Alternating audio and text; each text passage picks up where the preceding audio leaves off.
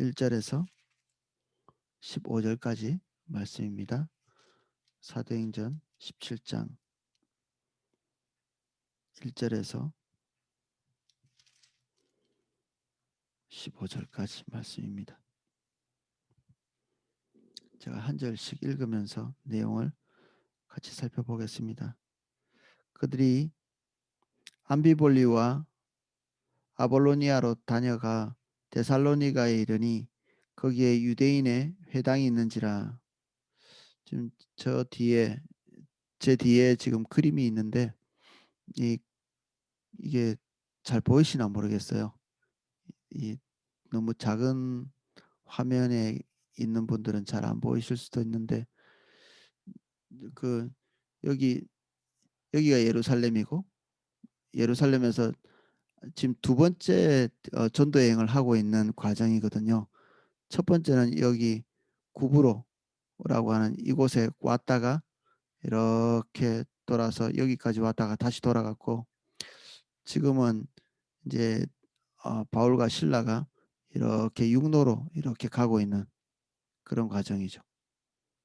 이게 자세히 보시면 여기 우리가 이때까지 지명을 하나하나 밟으면서 온 것이 이렇게 보이실 거예요. 그리고 우리가 앞에 보면 우리가 아시아가 요 지역입니다. 요 제가 손가락 끝을 하고 있는 이게 지금 터키 지역인데 요 지방을 이제 아시아 지역으로 이렇게 여기거든요. 근데 요 반대편으로 이렇게 성령께서 가지 못하게 하셔서 이 드로아 지역으로 이렇게 갑니다.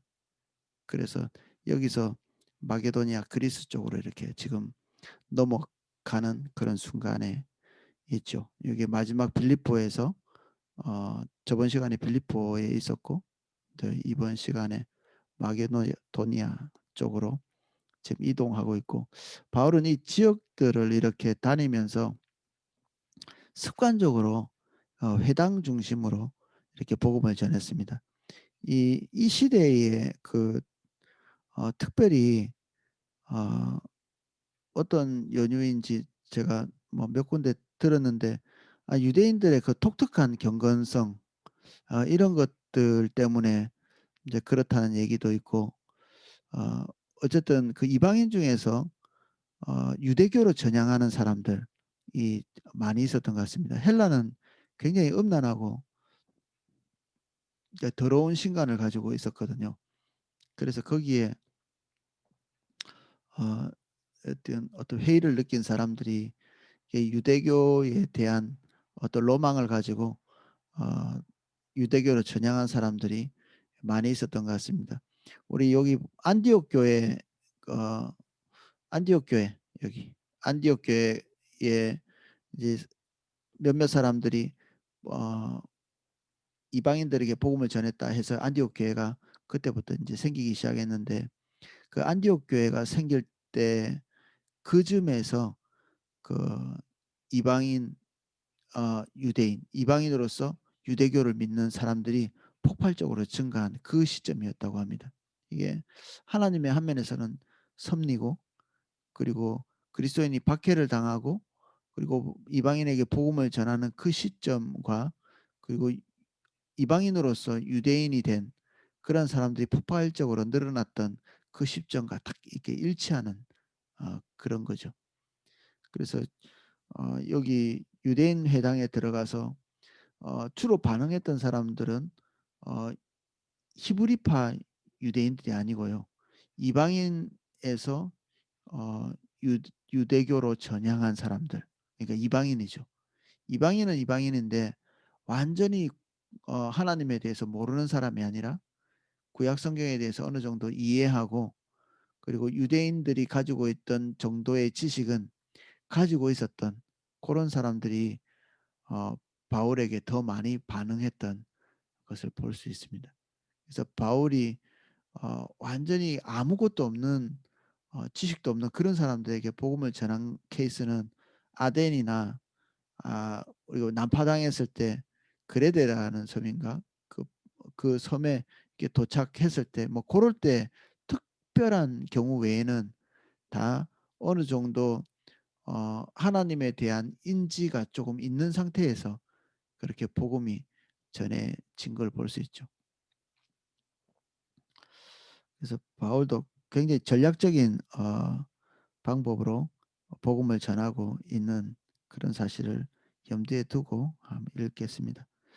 2절 바울이 자기 관례대로 그들에게 들어가 새 안식일에 성경을 가지고 강론하며 역시 그 새 안식일이면 3, 7, 20일 한 21일 정도 그 3주 정도 있었던 거죠. 뭐 3주 있다가 데살로니가를 떠났다 이런 거는 아닙니다.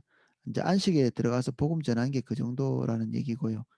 아마 다른 곳에서 복음을 전했을 수도 있고 그러니까 그런데 전체적으로 볼 때 그렇게 긴 시간은 아니었던 것 같습니다. 데살로니가 전서를 우리가 읽어볼 때 거기에서 있었던 시간이 너무 짧았기 때문에 그들이 성숙할 수 있는 시간이 없어서 바울이 염려하고 있는 모습을 볼 수 있거든요.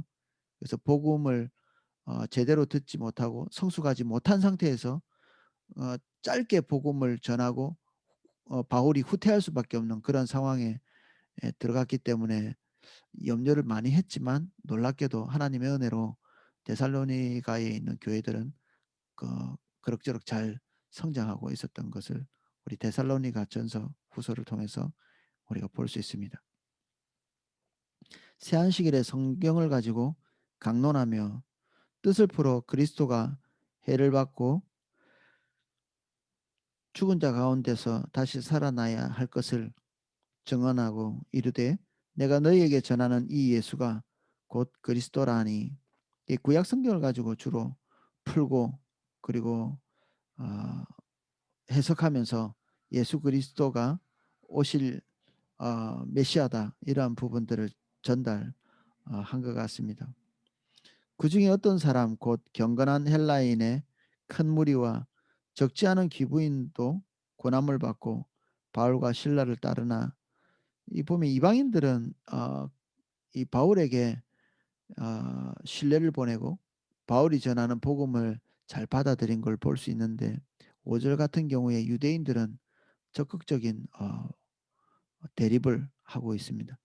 그러나 유대인들은 시기하여 저자의 어떤 불량한 사람을 데리고 때를 지어 성을 소동하게 하여 야손의 집에 침입하여 그들을 백성에게 끌어내려고 찾았으나 발견하지 못하며 야손과 몇 형제들 끌고 읍장들 앞으로 가서 소리를 질러 이르되 천하를 어지럽게 하던 이 사람들이 여기도 이름에 여기 읍장이라고 이렇게 표현되어 있는데 뭐 우리가 알고 있는 그런 읍장 그걸 상상할 수 있는 건 읍의 리더 뭐 이런 게 아니고 여기 데살로니가의 지역은 다른 지역하고 좀 다르게 다른 지역은 식민지로서 존재했거든요. 그러니까 총독이 가서 전체를 다스리고 이렇게 했죠.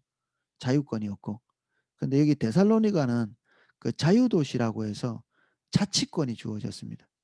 이 자치권을 가지고 행정적인 일을 감당하는 사람들을 읍장이라고 불렀거든요. 이게 많을 때는 이 데살로니가에 읍장이 6명까지도 있었다고 합니다. 그래서 그 읍장들, 그 전체의 행정적인 부분, 그리고 살림을 꾸려가는 그런 사람들, 행정하는 사람들, 이런 사람들이 읍장인데 그들 앞에 가서 소리를 질러 이르되 실제적인 그 어, 권력을 가지고 있는 실세들이 읍장이니까 그들에게 가서 뭔가를 이렇게 하소연한 거죠. 유대인들이 천하를 어지럽게 하던 이 사람들이 여기도 이름에 이제 말도 안 되는 소리죠. 바울이 천하를 어지럽게 이 천하라고 하는 것은 뭐 하늘과 땅이라기보다는 로마를 얘기하는 겁니다. 로마 전체를 어지럽게 한다. 7절 야손이 그들을 맞아 들였도다. 이 사람이 다 가이사의 명을 거역하여 말하되 다른 임금 곧 예수라는 이가 있다 하더이다 하니 어느 나라나 다 마찬가지만 반역죄는 용서가 안 됩니다. 로마에서 로마에 있는 군인들은 그 용병들도 제법 많이 있습니다. 로마 출신 이탈리아 사람들만 군인이 된 것이 아니라 여기저기서 잡아서 노예로서 군인이 된 사람도 있고 때로는 돈 주고 고용을 하기도 하고 이 용병들이 한 번 반역을 일으킨 적이 있었습니다. 근데 6천 명이나 되는 사람들은 이 바 반 반란을 진압하기 위해서 다 십자가에 매달았는데 한 200 킬로 되는 그런 길에다가 이렇게 띄엄띄엄 이 6천 명을 다 십자가에 못 박아 가지고 죽였다고 이렇게 하거든요. 이제 본보기를 보인 거죠. 이렇게 로마도 반역과 관련돼 있는 어 우리 황제가 주인 이런 사실을 인제 거역하는 것이 반역인데 이 반역죄를 엄중하게 다스렸거든요. 인제 이 유대인들이 그거를 알고 있는 거죠. 그래서 반역죄는 그냥 유야무야 넘어갈 수 있지도 않고요. 이것이 고발이 되면 반드시 이것에 대해서 어 확인하고 그리고 뒷수습을 해야 되는 이런 걸 노린 거죠, 이 유대인들이. 그래서 바울이 어 전하고 있는 복음이 결국 그 황제가 있어야 될 자리에 예수님이 계시는 이건 거의 반역이죠.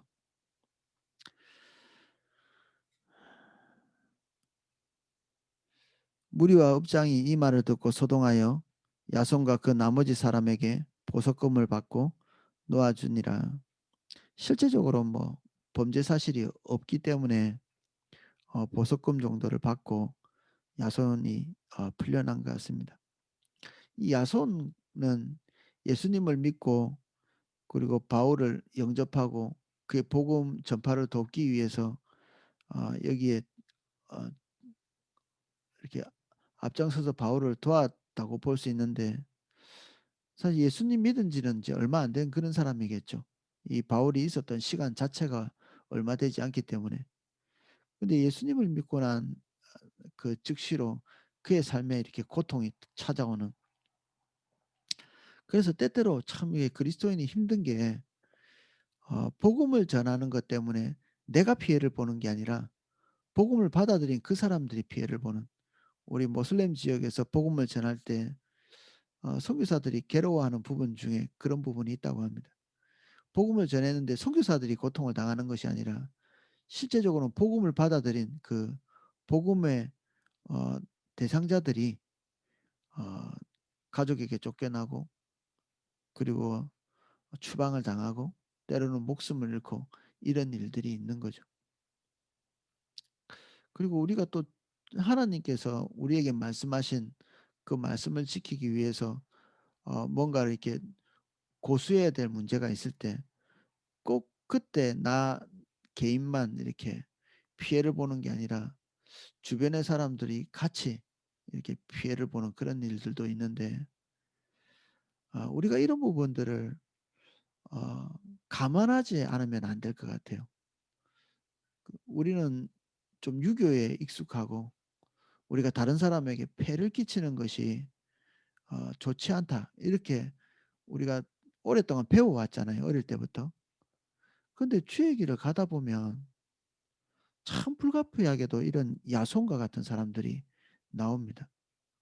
우리의 복음이 모든 사람을 다 편안한 길로 인도하지는 못하거든요. 복음을 안 받아들였으면 우리가 주는 가이드를 안 들었으면 더 편리한 길로 갈 텐데 더 힘든 길로 가는 거예요. 제가 이전에 그 어떤 청년일 때 그 후배를 이렇게 성경 공부를 이렇게 하면서 그 후배가 어 보일러 공이었는데 그때 제가 잘했는지 못했는지 그걸 잘 모르겠어요. 이 청 이 청년이 주일 성수를 못해요. 이게 보일러 공이니까. 그런데 별것도 안 하면서 또 월급을 되게 많이 받아요. 이 보일러가 사고 나지 않는 한 뭐 보일러가 사고 나는지 안 나는지 그것만 잘 살피면 되지. 그래서 늘 그 안에서 자기 시간을 가지고 월급을 많이 받고 뭐 그렇게 살았죠. 좋은 직업이죠, 세상적으로는. 근데 그때 제 이해로는 주일날 교회를 올 수 없는 직업이 어 저는 용납이 잘 안 되더라고요. 저도 그런 방식으로 어 돈 많이 주는 곳 편리한 곳을 가지 않고 주일 성수를 할 수 있는 곳 중심으로 직장을 얻었기 때문에 이 친구가 그거를 어 하루아침에 이렇게 내려놓더라고요. 근데 그거에 한 10분의 1 밖에 안 되는 직업으로 이렇게 옮겼거든요. 그 뒤에 두고두고 제 마음속에 '아 이게 잘한 일이었을까? 잘한 일이었을까?' 이런 어 의구심이 들더라고요. 우리 성도님들이 주의 길을 가야 되는데 제가 어떤 길을 딱 제시할 때 주님의 인도를 따라 가는 길에서 좋은 일, 형통한 일, 그리고 편안한 길이 열리면 저도 마음이 편한데 주의 길을 굳이 가야 되면 삶의 고통이 이렇게 찾아오게 됩니다. 굉장히 불편하고 사람들과 관계도 껄끄러워지고 이런 일들을 당하게 되는 거예요. 제가 당하는 게 아니라 제가 말씀을 전한 그분이 당하시는 거예요.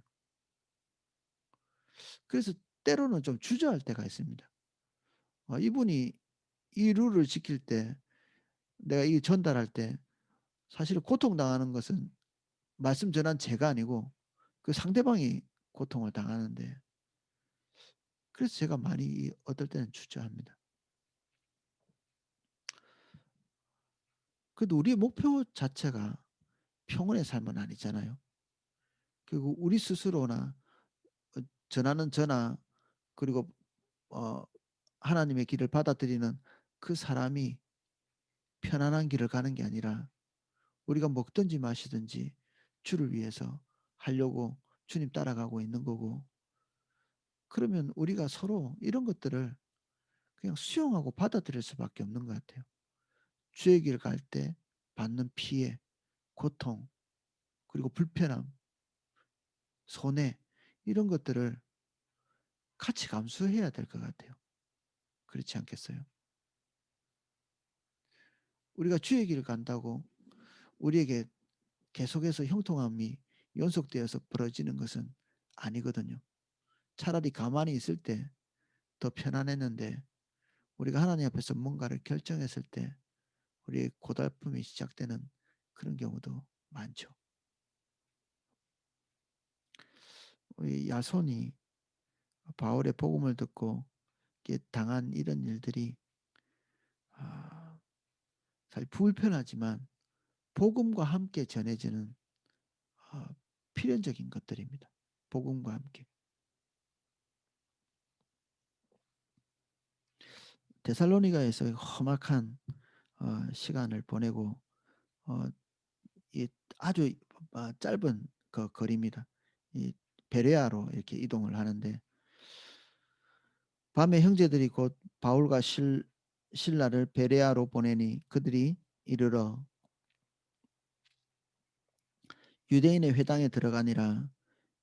베레아에 있는 사람들은 데살로니가에 있는 사람들보다 더 너그러워 간절한 마음으로 말씀을 받고 이것이 그러한가 하여 날마다 성경을 상고함으로 베레아에 있는 사람들이 너그럽다 이렇게 했는데 좀 귀족적이다 이런 얘기이기도 하고 고결한 성품을 가지고 있다 이렇게 풀이되기도 하고 그렇습니다. 그들의 성품들이 하나님 안에서 제멋대로 하지 않고 감정적으로 처리하지 않고 그리고 그들이 가지고 있는 이 속에 따라서 어 사태를 파악하지 않고 하나님의 말씀이 무엇을 가르치고 있는가 물론 이것은 구약 성경일 것입니다. 그들이 소유하고 있는 구약 성경이 정말 예수 그리스도를 가르치고 있는가 이런 것들을 자세히 이렇게 바라본 거죠. 날마다 성경을 상고함으로 그중에 믿는 사람이 많고 또 헬라의 기부인과 남자가 적지 아니하나 데살로니가에 있는 유대인들은 바울이 하나님의 말씀을 베레아에서도 전하는 줄 알고 거기 가서 무리를 움직여 소동하거늘 이 진짜 이런 경우가 다른 사도들에게는 잘 안 일어나는 경우죠. 계속 바울을 추적하고 쫓아다니면서 방해하는 이런 사람들. 다른 사도들에게서 그런 기록이 별로 없거든요. 이제 박해가 없었던 것은 아닌데 이렇게 어떤 한 사람을 추적해서 다니면서 이렇게 괴롭히고 복음을 방해하고 이 집요하게 이런 사람들이 잘 없죠. 이 이런 사람들의 그 어떤 입장 이런 것들을 이겨낼 만한 것들이 바울에게 있었기 때문에 이런 것이 하나님 앞에서 허락된 거 아닌가 저는 그런 생각이 들어요. 감당치 못할 시험은 주시지 않는다. 이게 이 성경에서 말하고 있는 거잖아요. 이게 바울이 본인도 사실은 추적해서 다니면서 박해를 해본 사람이잖아요. 우리가 스스로 감당할 수 있는 그 상대방에 대해서 이해할 수 있는 폭만큼 하나님께서는 어쩌면 이런 그 고난 같은 것들을 이렇게 허용하시는 것 같아요. 그래서 어떤 사람들은 다른 사람보다 특정한 영역에서 더 이해력이 깊은 경우에 근데 그런 것이 포함되어 있는 길을 또 갈 수도 있죠. 어떤 난제들을 잘 풀어낸다든지 그리고 특정한 고통을 잘 견뎌낸다든지 이러한 사람들이 하나님의 부르심과 함께 그 길로 가는 거죠.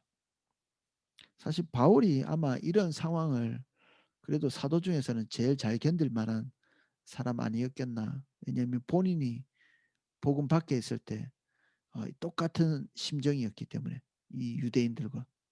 그래서 똑같은 행동을 거의 했었죠. 그래서 이 사람들이 왜 이런 행동을 하는지 알고 있기 때문에 어떤 뭐 분노, 저주 뭐 이런 것들을 뭐 하지 않을 수도 있었을 것 같아요. 한 면에서 뭐 그들의 악함에 대해서 발끈했을 수도 있지만 금방 돌이키고 회개하고 그들에 대한 이해를 깊이 가지고 또 복음을 전하는 미움 없이 그런 상황이었을 것 같습니다.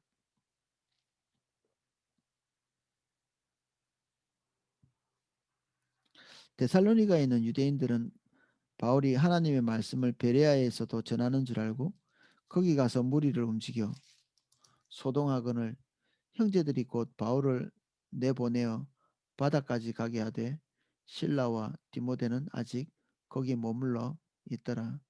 실라와 디모데는 그렇게 알려진 존재가 아니죠. 그래서 신변이 그나마 이렇게 좀 안전했던 것 같습니다. 바울보다는. 바울은 아주 짧은 시간 내에 복음을 전하고 데살로니가에서 후퇴하고 베레아에서도 후퇴를 하는데 그래도 어 차마 이게 그 복음을 인제 갓 믿은 사람들을 그대로 내버려 둘 수 없어서 실라와 디모데를 아직 거기에 체류하면서 어느 정도까지는 더 돌보고 오도록 이렇게 한 것 같고요. 바울을 인도하는 사람들이 그를 데리고 아덴 이게 상당히 좀 뚝 떨어져 있는 곳입니다. 상당히 어느 정도 떨어져 있는 곳. 아마 이 유대인들의 박해 때문에 어 중간에 있는 지역들을 다 통과하고 이 아덴이 우리가 알고 있는 아테네입니다.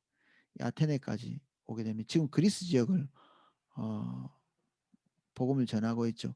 그래서 이번 시간부터 우리가 보고 있는 것이 유럽 지역에 이제 넘어온 것입니다. 저번 시간까지 본 게 아시아 지역에 있었던 시점이고요. 오늘 내용을 이렇게 쭉 볼 때 복음을 전하고 있는데 바울이 복음을 전할 때 환경이 좋아질 때까지 기다린 게 아니죠. 하나님의 복음을 전하고 있는 그 순간순간에 계속해서 이 어려움, 그 환난, 그리고 염려할 만한 것 이런 것들이 삶의 무게로 계속해서 그 바울에게 그리고 바울의 그 전도팀에게 가중되고 있는 상태입니다. 짐이 있기 때문에 사명을 감당하지 못하는 게 아니라 짐이 있음에도 불구하고 그리고 고통이 있음에도 불구하고 장애물이 있음에도 불구하고 장애물은 장애물대로 어 현실적으로 대처해 나가면서 하나님의 복음을 전하는 일을 그치지 않는 거죠. 바울이 이런 그 환난이나 어려움, 장애 이런 것들이 지나갈 때까지 기다렸다면 아마 바울은 우리가 알고 있는 하나님의 큰 역사들, 열매들을 결코 이룰 수 없었을 거거든요. 하나님의 일이 맹렬하게 되고 우리가 사명을 감당하는 적극적으로 감당할 때 사실은 오히려 우리에게 이런 짐들이 끊이지 않고 계속해서 나타나는 것이죠. 우리가 평온을 기다려서는 안 됩니다. 하나님의 때를 따라 어 갈 필요가 있는데 그것이 우리의 상황의 평온을 보장하는 것은 아니거든요. 그럼 상황이 좋아질 때까지 하나님의 일을 중단하고 기다렸다가 상황이 좋아지면 가는가? 그렇지는 않습니다. 바울도 극한 환난은 피해 다니고 이렇게 했지만 그 상황이 다 없어지지 않은 상태에서도 하나님의 일을 지속적으로 감당하고 있는 걸 볼 수 있죠. 오히려 더 사실은 하나님의 일을 하면 할수록 어 더욱더 반대자는 더 많아지고 어려움은 더 가중되고 그리고 그 어려움을 통해서 급박하게 이렇게 피해 다녀야 되는 이런 상황들 나중에는 이 어려움의 극한이라고 볼 수 있는 감옥에 툭 그 매 맞는 것 그리고 순교까지 이게 바울의 삶 전체에 그냥 따라다닌 일이었죠.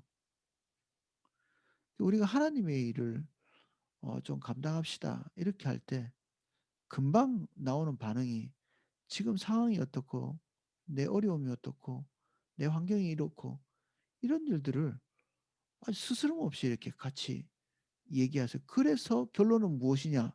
못한다는 거예요. 그러면 우리는 하나님의 사람이 아닙니다. 이런 어려움이 있습니다. 그렇지만 하나님께서 나에게 맡기신다면 이 모든 것들을 걸머지고 이 짐을 지고 그리고 이 환란 속에서 돌파해 나가면서 갈 수 있는 하나님의 은혜를 구해야지 환경이 이렇기 때문에 주저앉아 버리면 우리는 평생 그냥 어 주님의 열매는 하나도 맺지 못하고 그냥 이 땅에 그냥 우리 생존만 하다가 천국 갈 수밖에 없습니다. 부끄럽겠죠 그때. 바울을 통해서 우리가 배워야 되는 것은 이런 현실성입니다. 우리가 복음이 우리를 편안하게 그리고 근심과 염려를 없애주게 그리고 이 땅에서 마치 이렇게 공중에 둥둥 떠다닌 것처럼 그런 일은 발생하지 않습니다. 대단히 현실적인 고통들이 있으면서도 거기에 복음을 가지고 있기 때문에 가중되는 무게들이 있죠. 기쁨, 즐거움, 행복 이것은 그 모든 것들이 있음에도 불구하고 초월적으로 우리에게 부어지는 영적이고 내적인 기쁨들입니다. 하나님께서 우리가 감당치 못할 시험 안 주신다고 말씀하셔서 우리는 평온의 길을 보장받은 것은 아닙니다. 우리가 성숙할 때 더 큰 영역을 다니게 되고 그 더 큰 영역에서는 항상 이렇게 똑같은 무게보다 더 큰 무게, 좀 더 큰 무게의 고통들이 가중될 수 있습니다. 하나님께서 그런 것을 허락하실 때는 우리가 성숙했다고 그냥 여기면 될 것 같고요. 우리가 이런 환란이나 고통이 우리에게 없다는 것은 어쩌면 성령께서 우리에게 성령께서 우리에게 말씀하시는 성령이 우리에게 말씀하시는 그 실제적인 일은 하지 않고 있는 거 아닐까. 그 자신을 의심해 보는 이게 합당하겠죠. 바울의 삶과 우리의 삶은 똑같은 믿는 사람의 삶이잖아요. 물론 사도라 특별한 부르심이 있긴 하지만 주님 따라가는 원리가 뭐 바울 다르고 우리 다르고 그런 것은 아니니까요.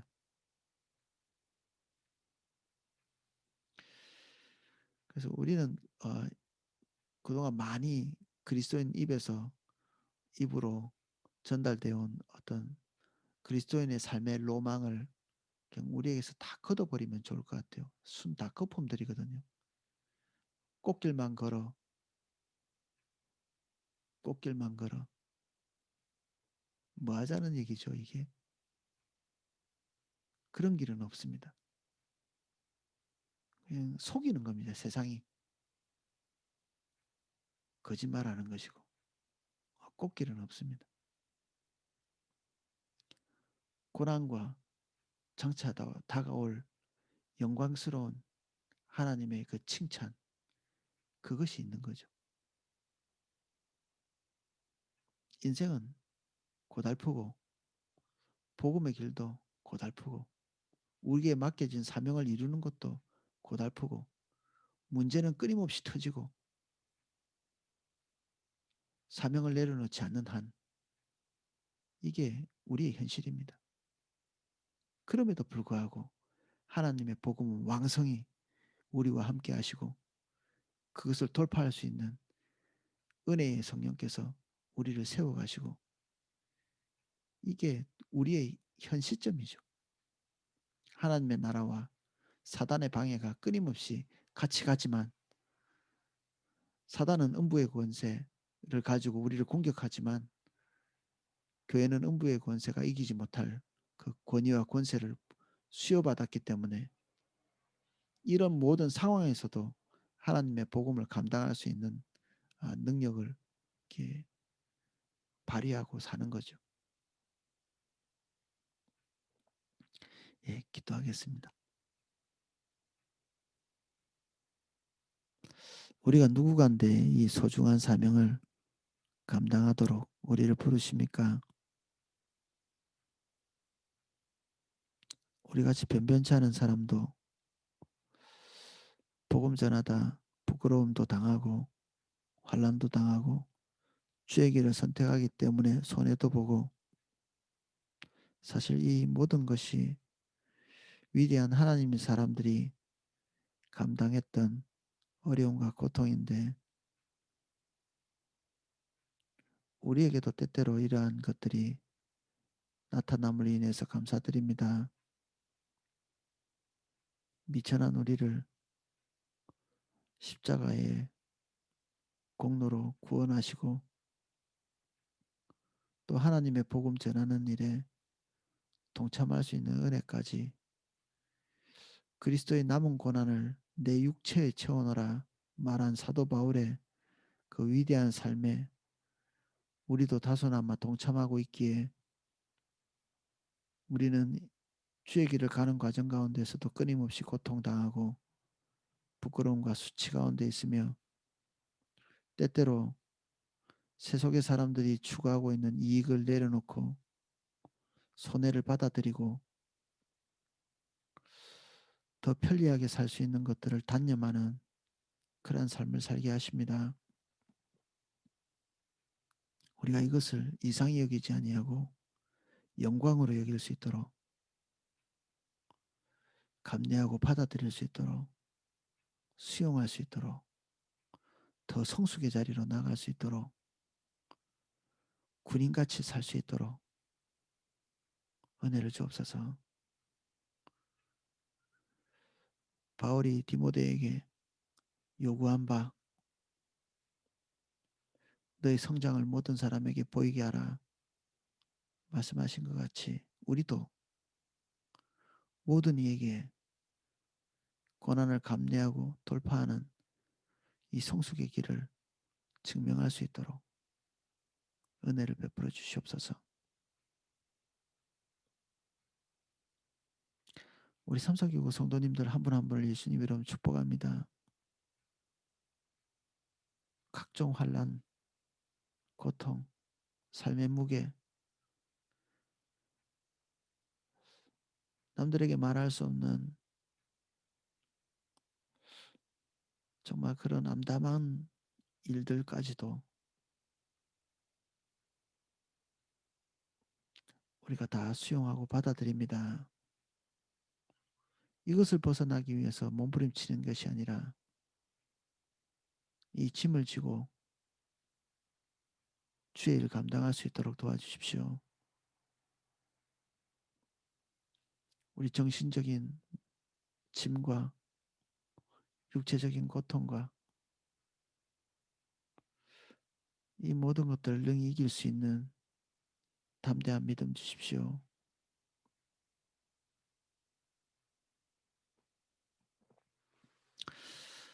이제는 주 예수 그리스도의 은혜와 성부 하나님의 사랑과 성령님의 감화감동 은혜 주시는 그 하나님의 은혜와 은혜가 여기서 바울의 삶에 고스란히 나타나는 것처럼 삶의 모든 짐과 무게와 고통을 다 감내하며 하나님의 사명도 그 모든 것을 같이 지고 가는 성숙한 모습을 보이는 우리 삼사교구 모든 성도님들, 그리고 새벽에 함께 주의 얼굴을 구하는 모든 분들의 삶 위에 하나님의 넘치는 은혜가 지금부터 영원까지 넘치게 기름 부어지기를 축원하옵나이다. 아멘.